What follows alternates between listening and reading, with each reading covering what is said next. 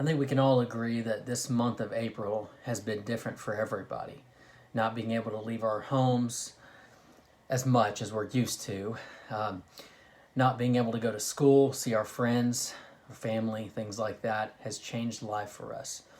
Well, we have a little bit of an idea then of what it's like to be at home on the home front during wartime.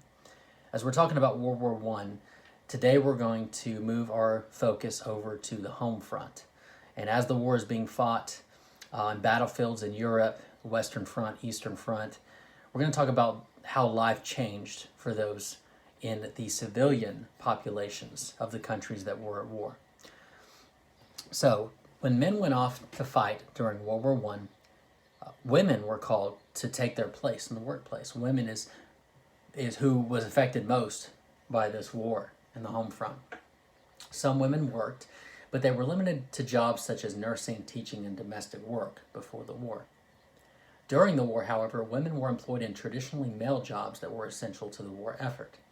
Hundreds of thousands of women worked in munitions factories, those are weapon factories, performing dangerous tasks such as filling shells and explosives. Other women drove buses, trucks, and ambulances.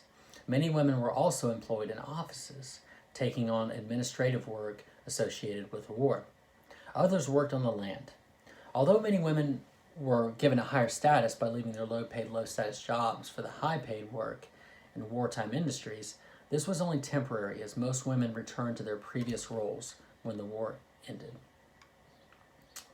Has a little factoid here. In Germany, by 1918, women made up more than half of Germany's industrial workforce. Now, of course, 1918 is a year before the war ended.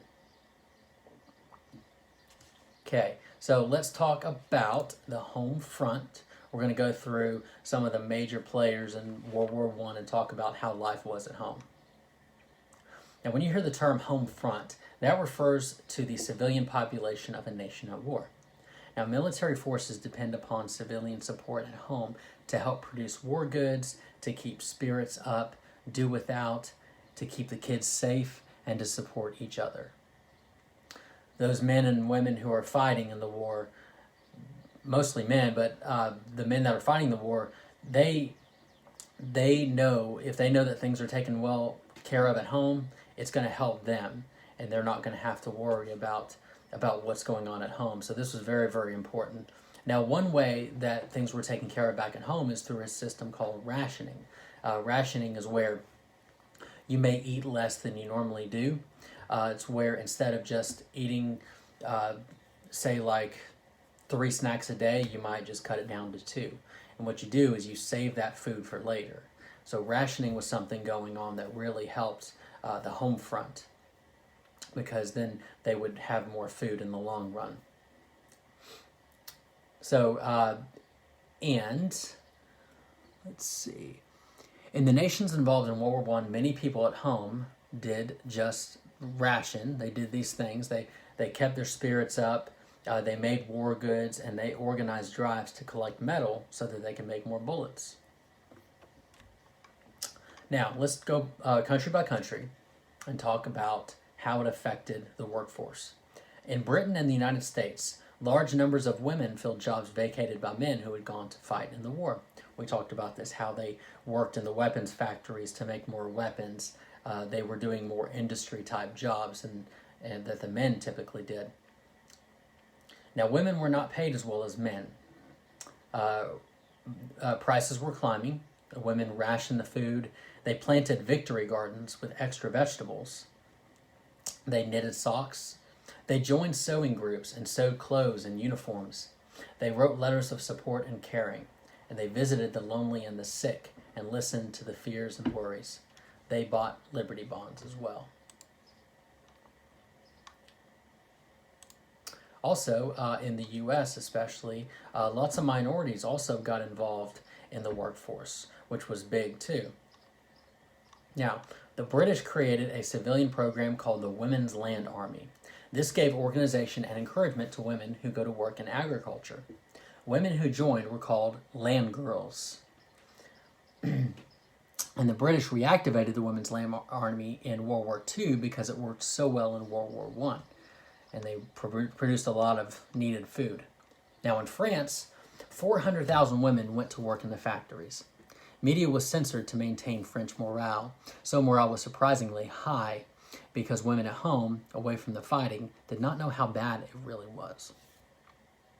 Industry cut down on civilian products to produce war materials. War materials. There was a lot of rationing going on in France as well. Most people believed that France was the victim and that God was on their side. Their religious views and strengths helped them considerably. But France was losing a generation of young men in the trenches of World War I. As people on the French home front received word of the massive casualties, home front spirits could not be maintained facing this type of devastation. The hatred took place instead of patriotism. The French wanted the Germans to pay. In Germany, food could not get through the enemy blockades. Those at home in the cities were very hard hit.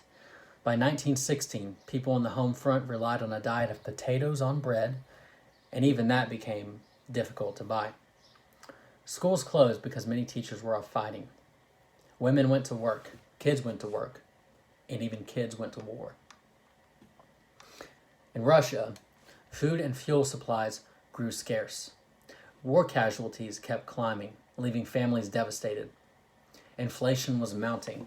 Russia experienced strikes during the war among low-paid factory workers. The workers were not paid enough to buy food, yet food prices kept climbing.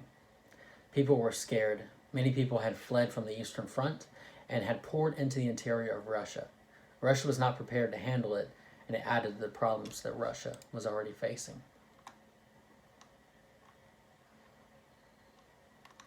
As far as the industry, real quick note about that, there were several areas where the war really affected people in the USA, and most dealt with the economy. The huge expansion in industry and the influx of women and minorities into the workforce changed the USA. Prior to World War I, American industry was just becoming a force in the world economy. With the war, industry and the need for all the material to fight a war, like ships, planes, uniforms, guns, ammunition, became a driving force in the economy of the USA and the world.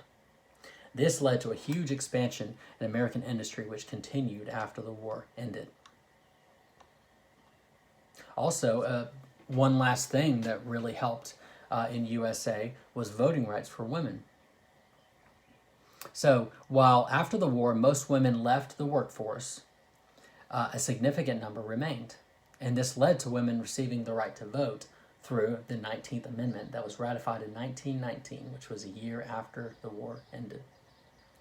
So, and one last thing, minorities in the workplace were in large numbers. Many of them kept their jobs in the new factories after the war, and the increased economic power that they possessed due to the jobs and income made them in the force.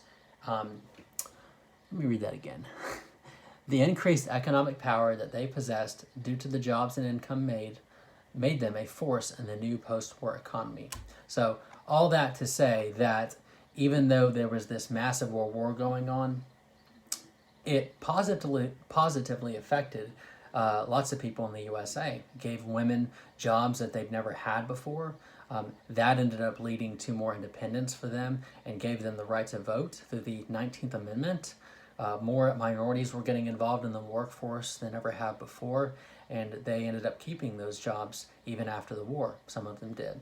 So, there were some things happening as well as the industry through the production of these war materials. The industry was booming as well. So there was some good, and even in some terrible things like a world war, there can be some good things that can come from it as well, just because America was able to, as we talked last time, provide a bigger military presence. Their industry started getting better. Women started to participate more, and minorities started to participate more. So people definitely stepped up, and America became a better country because of it. That's where we're going to stop today. We will catch back up with you guys later. Thank you.